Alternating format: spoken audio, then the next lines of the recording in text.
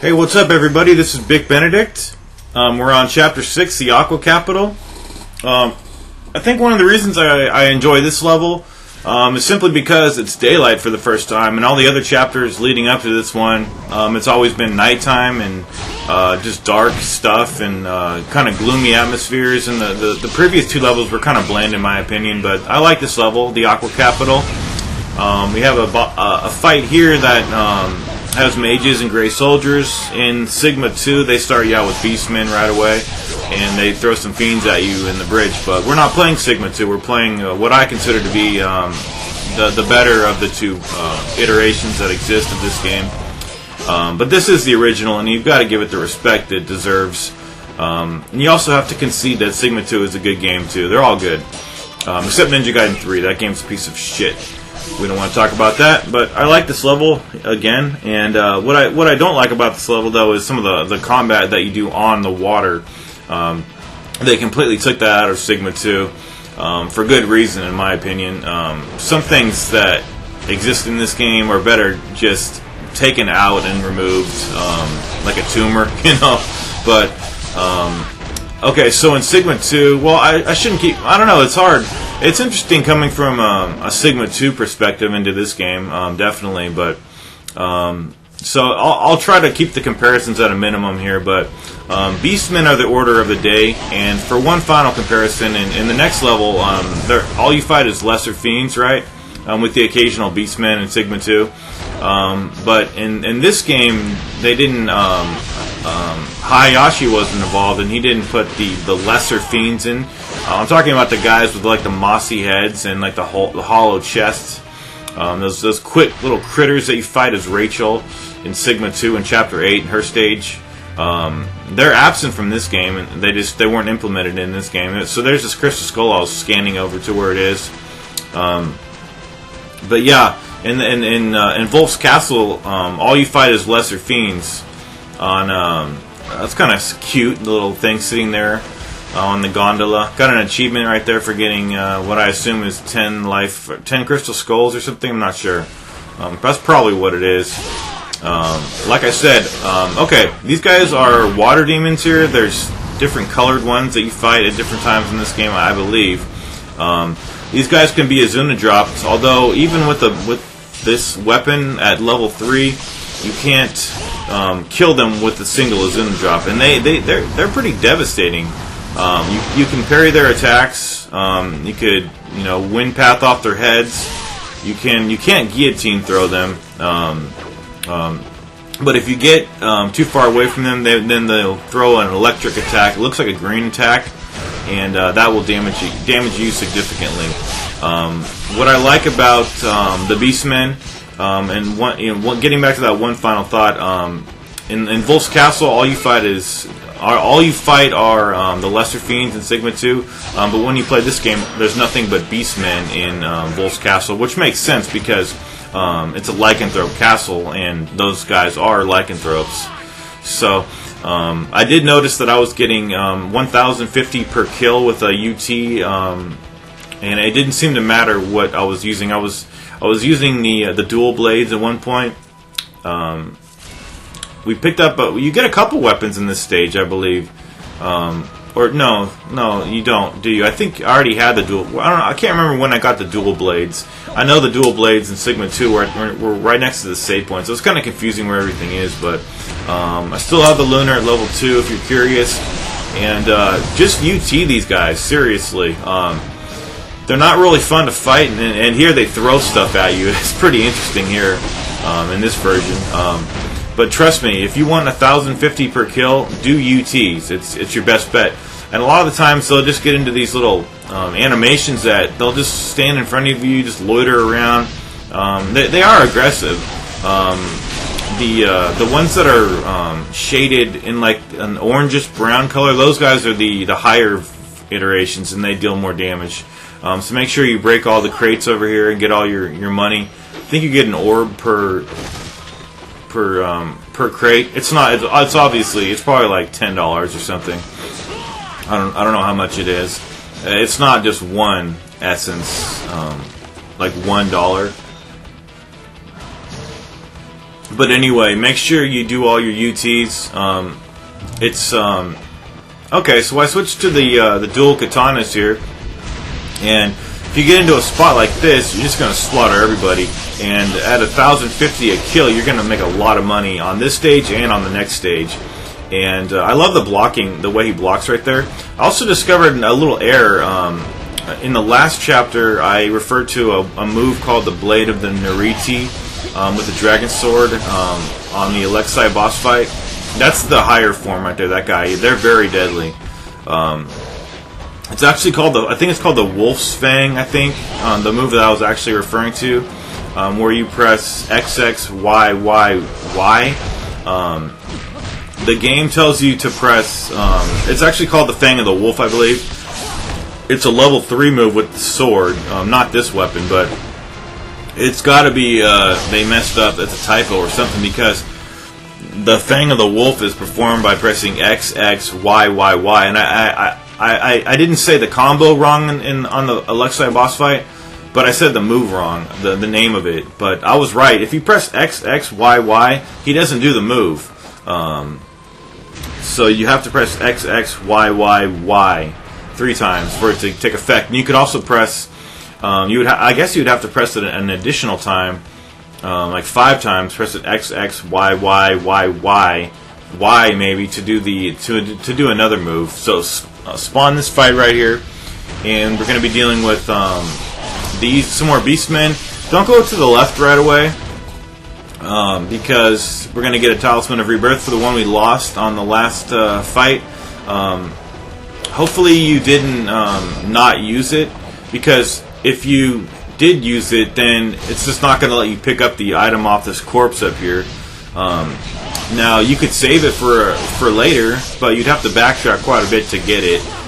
So you might as well have used it on the last fight. It's really curious because there's like 2 Talismans of Rebirth on this stage. In the Water Sanctuary they give you one, and then they give you one here, and then some of the other levels they don't even give you hardly anything. So I don't know. The way it works is just kind of weird sometimes. I'm gonna. I didn't go back and save it. So take a right here, and then don't go left. You'll spawn a fight. So I'm equipping the Falcon's Talons to deal with the 2 melee ninja I know are going to drop down. Of course, they don't give you these guys on Sigma 2. They really baby you in that game as far as the enemies and stuff, but they do really kick your ass in the damage department. But I don't mean to offend anybody because I've done like 3 guides for Sigma 2 and I love it. But this game, it's like this is the main game that originally existed. And that doesn't mean it's better per se, but in my opinion, it's a lot funner. It's got more depth to it. It's just more satisfying. Okay, so anyway, we're going to grab this item now, the Talisman of Rebirth, a $50,000 item. You'd have to get like 45 to 50 kills to get that. So spawn this fight. It occurs right about here. And if you could stand somewhere in the bridge in this narrow passageway, you could slaughter all of these guys like I did right here. It's a bloodbath here. Killed everybody. So I got my 4 orbs, and I was looking around to see if there was another one, but looks like there was only 4 bodies. A Spirit of the Devils. Do not use this. Only a fool would use this. Currently, you only want to use that when you're at a boss you just can't beat. So I'm probably going to save that for the Dagger Die fight, since that guy is really tough. On Sigma 2, I could almost be. Well, I've done it. I've defeated him without getting hit before, and it's easy to not get hit on that guy in Sigma 2. But on this version, he's a bastard. So more water demons here, and there's the projectile I mentioned earlier that they do. So you can Azuna drop them, but they don't die. Well, he may have died because he had lower HP, but so watch this. I'm gonna counterattack this guy's move over here. I wind path off him. Got to watch out. I do a counterattack right over here. I do an X counter when he hits me. So watch out for the tail. So there we go. So you can grab these fiends and stuff. There's a lot of things that you may not think that you can do it in this game as far as parrying attacks of enemies, but even bosses, you can parry bosses too sometimes. So we're going to go down here and get a weapon that you get in this version, not Sigma 2. It's called the Gatling spear gun. And the first time I played this, I had no idea like how to use it. All you need to do is you don't like start aiming with like an aiming button. Basically, you just keep tapping on the B button to keep it activated. It only works when you're in the water, or it doesn't work when you're on land, but you could be above the water and it'll still work, as long as you're submerged in water to begin with. Now, these water mines, they took these guys out of Sigma 2, but I'm glad they did, because these guys are really annoying. Sometimes there's an infinite number of them, and then you'll have to kill a set and then move through them quickly before the new set emerges. In this case, there's a finite number of them, so grab all your loot here, and watch as I go over to this gondola here. Whoever made water combat in this game really pisses me off. You see how you can throw Ninpo when you're above water here. You want to stay on the gondola here. And whenever there's water combat, I'm just going to throw incendiary shurikens. I'm going to cast Ninpo, because this is so boring and just so unfair of fights here. Trying to fight on the fucking water. When we get another Life of the Gods later on down in this level, there's no dry land to stand on either, or there's no gondola like this to stand on. It's just amazing. These guys will jack you up really fast, and I fell in the water right there. Fortunately, I got a couple of Ninpo drops, but these guys will really rape you fast. So you gotta get on these guys immediately. So I mean, you can like hit, you can do attacks, and I think you can also, yeah, as I did there, I threw some of the daggers on the water. So make sure you always stock up on those. There's one more part in this level that's like that, and it's harder, but we'll be able to minimize that. And now we're going to get a crystal skull. It's down this path over here. But first of all, you got to watch out for these mines here. And how do I know these mines are here? Well, because I ran into them and I died. It's just I knew there was something over there, but I overlooked them. There's a finite number of them here too. The only infinite number of these guys that I remember is after the second Zidonius fight. That fight that's so hard. And, oh man, it's got to be one of the hardest fights in this game. There's those mines that never stop spawning, and I think you have to fight Zidonius again if you get on those mines, if I'm not mistaken. But it's horrible. But that's one of the instances in this game where, in that chapter, I think it's called a quickening devastation, or yeah, I think it's that level with the Zidonius and Wolf fight. Those mines, they never. I don't think they ever stop spawning until you cross where they exist. So what you have to do is kill them and then quickly run through before they respawn. Here I didn't know if they would trick me by putting more mines anywhere, so I was kind of making sure that there wasn't anything before I hopped on this gondola and went into the vacant house over here. Of course, all the houses are vacant because the lycanthropes have kicked everybody out and they're raining terror around the world, so we gotta take them out. Alright, so we're going to be making our way up the house, and I sped this footage up just because it was taking too long here. Apologize for that, but okay, so once you exit this house, you saw that Van Gelf charged in. You're also going to get some dragon demons coming in. So yeah, this took a long time, but this was the primary reason I did this was to get UT kills.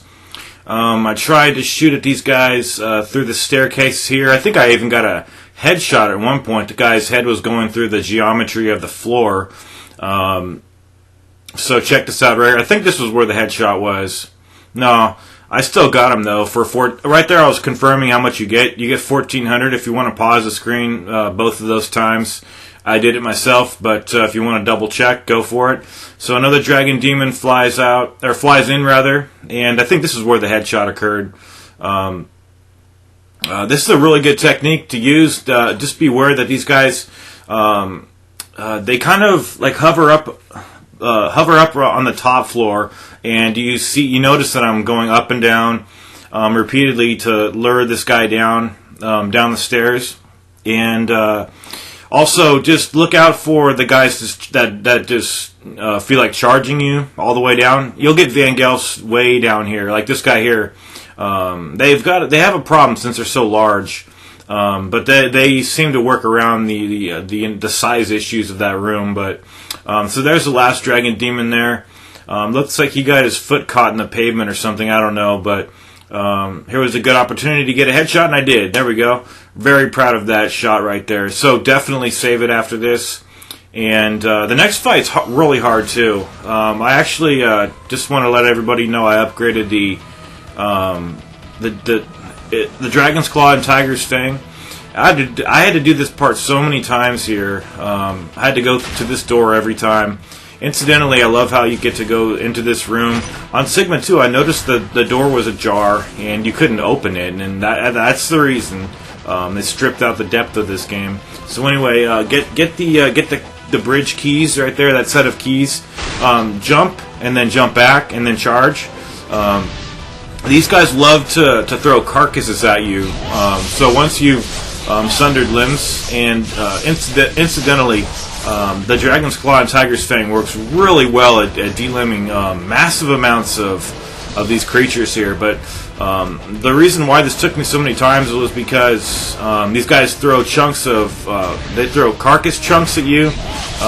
They'll charge at you, and I think if that reddish brown one, if he charges you, you're dead. Like right there, that would have been my death.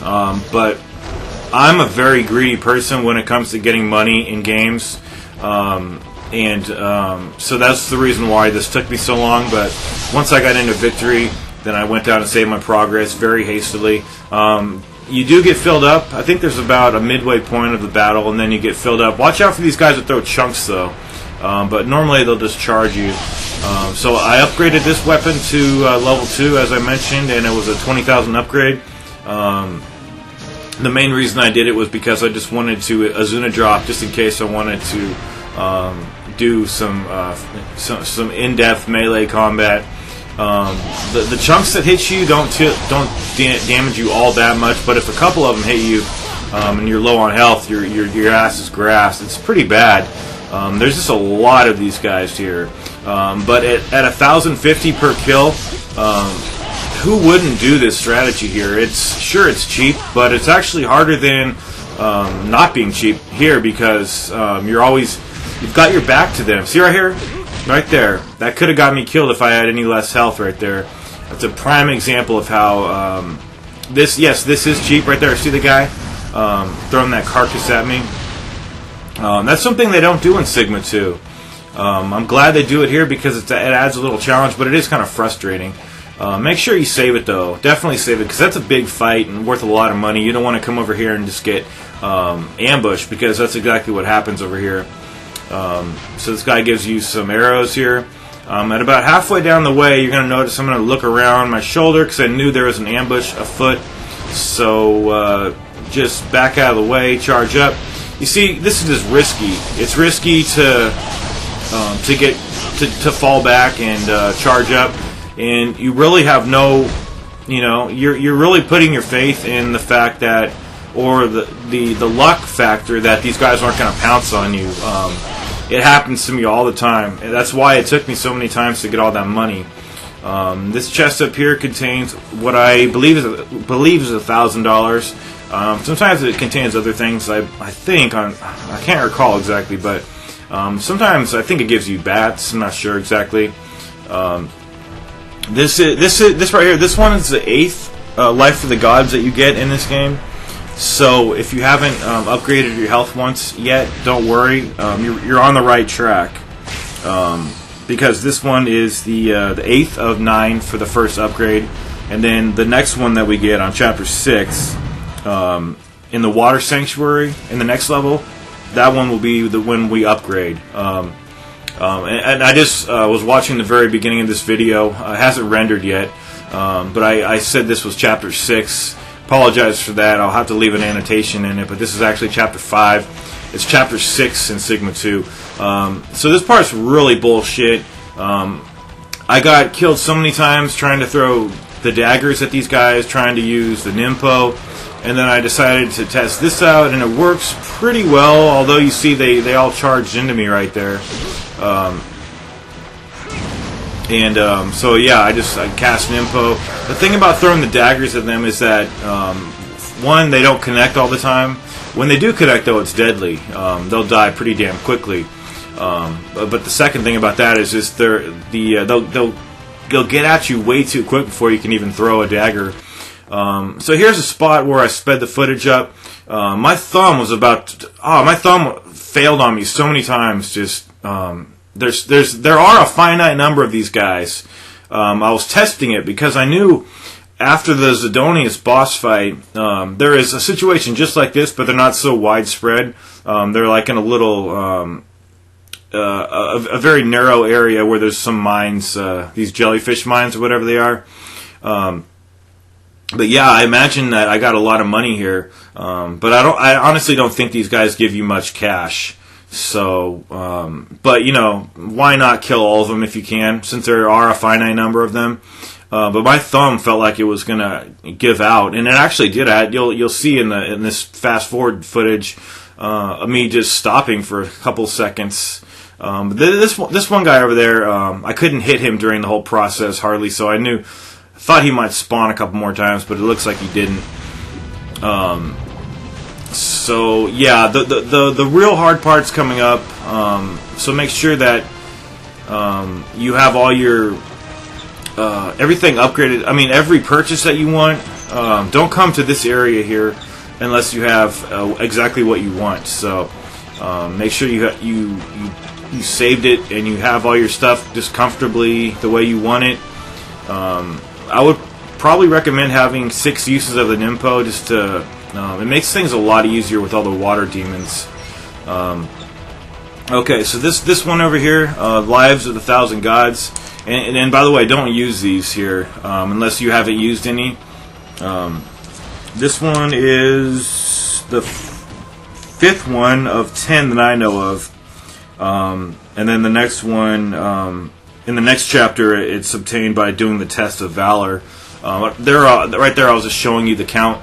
I have 2 talismans. I do have a Talisman of Rebirth. I also have 8 Life of the Gods, like I mentioned, and 2 Lives of the Thousand Gods that I'm not going to apply. So, in some respects, this is kind of a no upgrade run. In some respects, I know I've used 2 of the Lives of the Thousand Gods, but I'm not using some of them. But like in a game like God of War, I would just always upgrade as quickly as I could whenever you get the health drops. I mean whatever the objects are in that game that give you the Gorgon's Eye.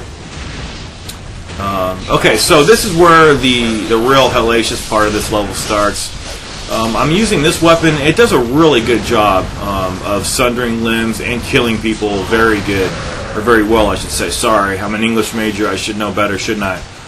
Anyway, so what you want to do here is, one Azuna drop won't kill these guys, unfortunately. You can't also do the Azuna drop off the Flying Swallow, but I haven't tested that on the Falcon's Talons level 3. I only have it at level 2. Somebody correct me if I'm wrong, though. You probably can't do it on the level 3 Falcon's Talons. So what I do is, I do a UT initially when these guys spawn. Then I drop magic at frequent intervals, but I never expedite a charge off essence that I've reaped from getting a UT kill, because those are worth a lot of money. And I believe you only get 15 to 25% of any orbs that you just absorb right away to expedite your charge. I'm not entirely sure of that number, but it sounds about right. Just the real bad thing about this is that you can't go back and save it, so it forces you to do well in a variety of situations. There are no Dragon Fiends, as there are in Sigma 2. I think they threw a couple of those guys at us in Sigma 2. But as you can see, if you do the strategy I did that twice without getting damaged. That was the second try. Not the second try. That took me like a dozen times, but 2 of the times I did it without getting hit. One of the times I died over on this part afterwards. So, I only have the Inferno up to level 2, and I only have the Wind Blades up to level 1. The thing about the Inferno is that it doesn't increase in power every time you upgrade it. It only increases in versatility. So I have it at level 2, meaning I could target 3 foes, and then When I get it to level 3, that'll enable me to target 3 foes. So it damages the enemies in the same way. It's just you can target more. So that's the thing about the Inferno. Some people don't know about that, and it's a common thing to think. I thought it did get more powerful with every upgrade, but it doesn't. It just allows you to target more people. Now the Wind Blades, those are more damaging, as is the Void. And okay, so anyway, now we're going to go get a Grains of Spiritual Life over here, and I think this is like the wine cellar area. So now you want to head back over here, and just remember, up until the save point, if you die, you have to start that huge gauntlet where you're fighting all those water demons. There's got to be like 50 of those guys. Well, it seemed like that much. It's probably only about half that many. But just don't get into a situation where these guys pounce on you. These water demons, too, they take a ton of damage away from you. It's really ridiculous. I mean, once their tail attacks, too, are really bad. And you try to distance yourself from them, and then UT them. But you got to watch out for those green electricity attacks of theirs. Those are killer, too. So just I don't know. I don't like to lose progress when I'm playing in a game. That's why you're going to be seeing me use Ninpo so frequently. So I saw the enemies right there. I'm going to jump back, do a charge. You're really kind of just closing your eyes and hoping it goes well. When you're jumping backwards from a group of enemies, charging up, you never know if those Van Gelfs are going to pounce on you and kill you. I don't know. It's I have nightmares of running from these kind of enemies in my dreams. It's just because you're always running from enemies in this game. At least I do when I play. Normally I like to go in aggressively, but first of all, I don't want to lose any of the progress that I'm making here. So I got 75,000 right there. But like doing UTs here is a really good idea. And okay, here's another spot where you get ambushed. So we go up about halfway, see how the enemies are in front of me and behind me up here, right here? Or were they? Okay, maybe they don't... Okay, yeah, they don't ambush you from the rear. Whenever I say that, it sounds so bad. But, okay. Yeah, I guess I confused when the Beastmen earlier ambushed us. But, okay, so now we're on our en route to getting the... the key that'll enable us to unlock the gate and get the what is in this game the Flaming Phoenix magic, which you actually pick up very early in the game in Chapter 3. Here you get it in Chapter 5. And once again, I apologize for stating that this was Chapter 6 in the beginning of this video. It's just always been Chapter 6 for me. It's always been that one chapter after the Mominji section. And I know I'm saying her name wrong. I say it intentionally wrong because I hate having to fight her and the goddamn Tengu brothers. I just love this game. I love how it's just Ryu. I don't want to play as the female characters. They suck. And it's not fun. Okay, one last guy, and I was watching out for his jabs right here. Those jabs could really damage you. I mean, you could be at the point of health where I am right now, and you could just almost be dead. Or dead. But anyway... Okay, so now we're heading up the hall up here, and I'm really glad you don't get the Howling Cannon gun in this game. That gun is so fucking stupid. It just does nothing. The gun that I think they replaced it, like the gun that they in this game, the spear gun. I think that's a cool weapon. It obviously doesn't do anything when you're not above water. But, you know, that's the nature of the weapon itself. But I would never even use the Howling Cannon. There would maybe be a couple instances in the game, but it was always the bow. The bow's quicker. It doesn't have that I want to say lag, but it is kind of that long recoil that leaves you vulnerable. It's just a horrible weapon. Whoever thought of that's pretty fucking stupid in my opinion. Because this is not a gun game.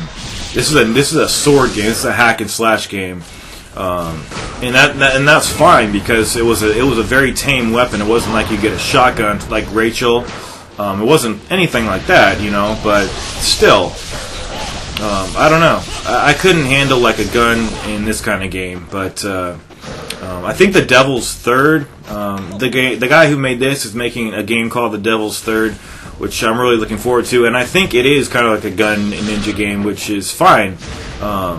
Anything that guy makes, what's his name? I was gonna say Miyamoto. Yeah, right, huh? Ichitawa or Iga. I'm sorry, I don't know his name. But any creative vision that guy makes, I would be really interested to see it, because that guy's very creative, and I heard that they screwed him over with his money, so he decided to back out of Sigma 3 or Ninja Gaiden 3. So that's why it's such a piece of utter shit. Okay, so there's the last box. It looks like we got $1,000. Do the helmet splitter on that right there. I thought the bucket had something in it.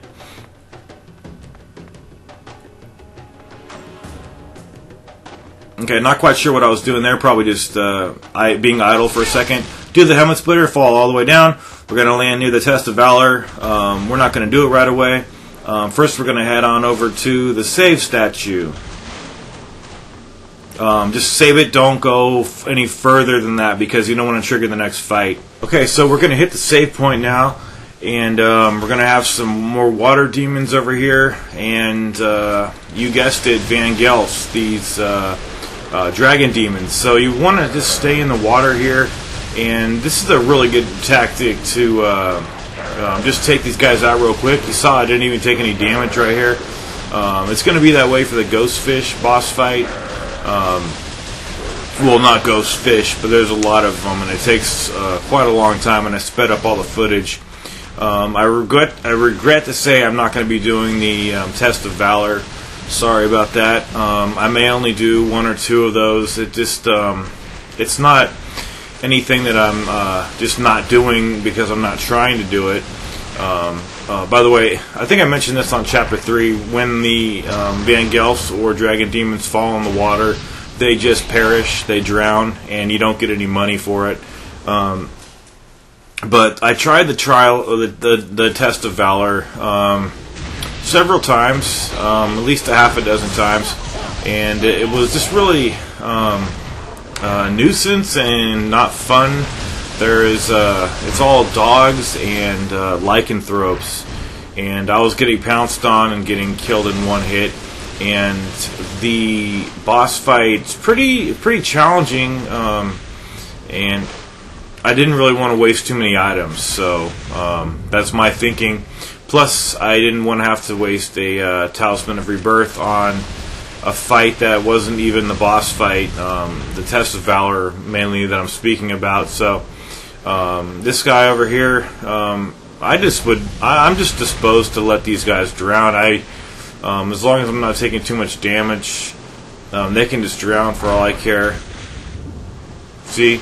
He just drowned. What am I in fucking 3rd grade?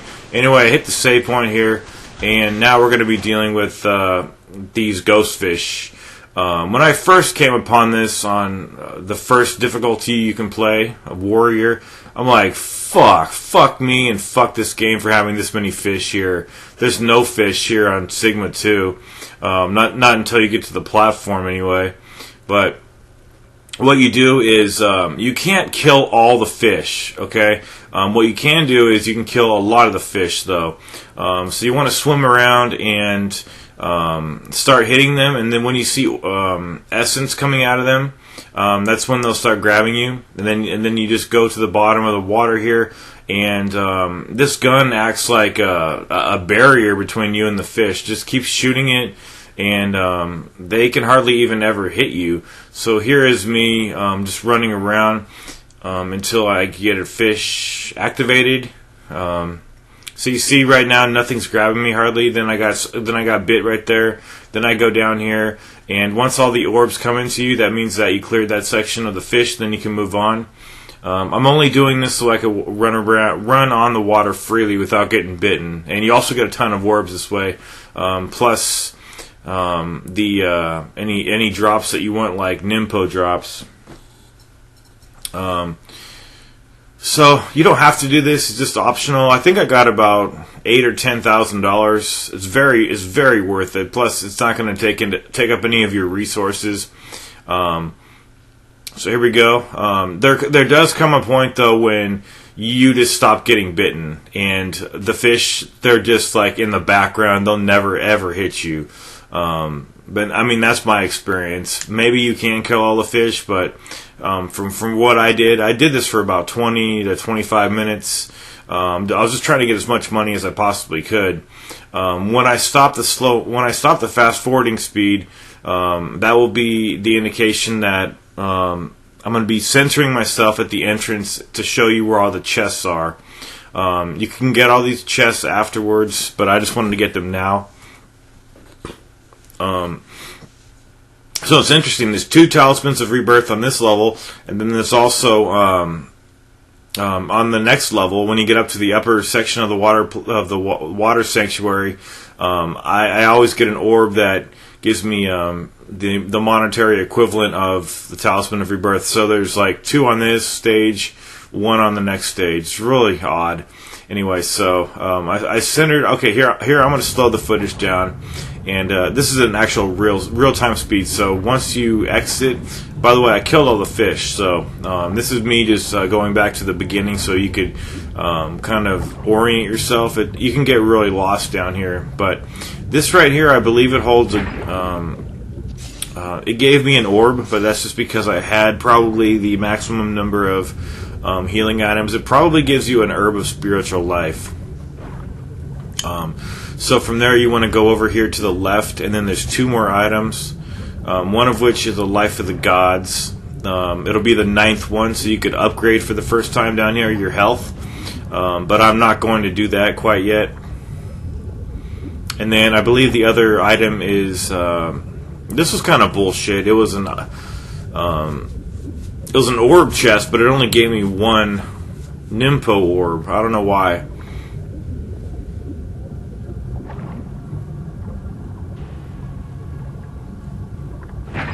There it is. I don't know. Maybe that's how it was supposed to be. But anyway, from there, you want to head straight up from the chest. I kind of lost my train of thought, or I kind of got lost right there in the water. But this is the life of the gods, number 9. So that would make it number 9 of 18, and that's the first health upgrade. So you could put all those life of the gods together and get yourself an upgrade right now, which I don't do. But I was just showing you that's 9 right there. 9 is the count, and now I'm going to go get the orb that is going to give me $50,000. If you've exhausted your Talisman of Rebirth, it's going to give you a Talisman of Rebirth. But if you already have one, you're going to get $50,000. And I assume it's the same situation for when you go up on the upper platform of the sanctuary entrance upstairs. So right there, I'm just showing you the money. $50,000 richer for that. Now I'm going to speed all this up, and I'm heading back to the save point. And it was at about this time that I decided not to do the Test of Valor, and I'm not going to apologize for that. It's just my predilection for doing my guide. If you don't like it, well, I can't even apologize. You're just going to have to look elsewhere for it. Now I'm speeding all this up to the boss and the water dragon. He's pretty tough, but it's so bad the way that they don't even give you any arrows on this guy that you have to use arrows on, and Ninpo. So you definitely want to stay on the right. Now he's got this slash attack with these ice beams here. Now that move right there is dodgeable.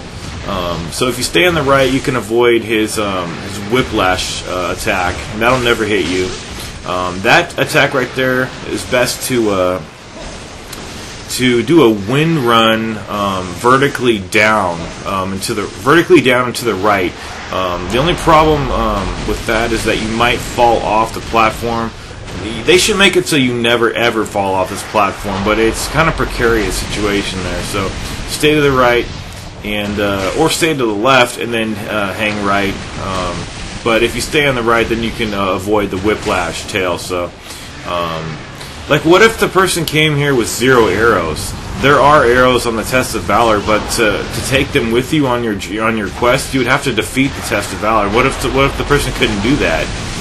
You'd have to, like, physically attack this guy in the water, melee with him, and that's just a joke on Master Ninja mode. But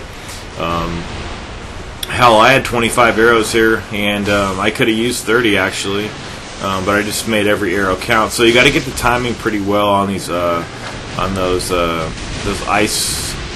ice beams there. Just shoot them in the head, and then there are times when the Inferno will work on this guy. It's at about the same time, right about now, when you can shoot him in the face. So if you don't want to shoot him in the face there, and you want to use your Ninpo, or hell, if you don't have any arrows left and that's your only option to use Ninpo, that's about the time where you want to do it. You can do it at other times too, but I don't think it takes quite enough away. So that attack right there, I normally don't get the timing down correctly. I normally dodge too soon, but hell, can you blame me?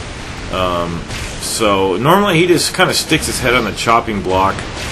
This guy kind of reminds me of Smoggin from Sigma 1, but this guy's obviously a water dragon, whereas Smoggin was a fire dragon. Anyway, this guy's not too tough, and the damage you receive is pretty damn generous. I mean, for Master Ninja mode, on Sigma 1, this can be a bit of a disaster, but in that game it's made a lot better. Plus, you can use the Endless Fang to do area damage and just annihilate this guy and not even get hit. I've done this several times without getting hit. Not this game, but Sigma 2's version of this guy. And they really cleaned up the whole fight in Sigma 2. This is not made well whatsoever. It's so infuriating to fall off this little platform here. You should be sticking to this thing like fucking glue. And they should give you that box should contain arrows or something. It's so ridiculous. So there I cast Ninpo, and my goal here was to at least leave this battle with 2 grains of spiritual life. This guy also goes into an OT status, but I don't quite know how to activate it. I think you just go over to him and press the Y button like you normally would, but obviously he's in the water, and the one time I tried to OT him, he got out of his little daze too quickly, and I got that animation right there. I think at that point you can go over to him and press Y, but I'm not comfortable doing that. I don't trust the game that much. Anyway, that's clear.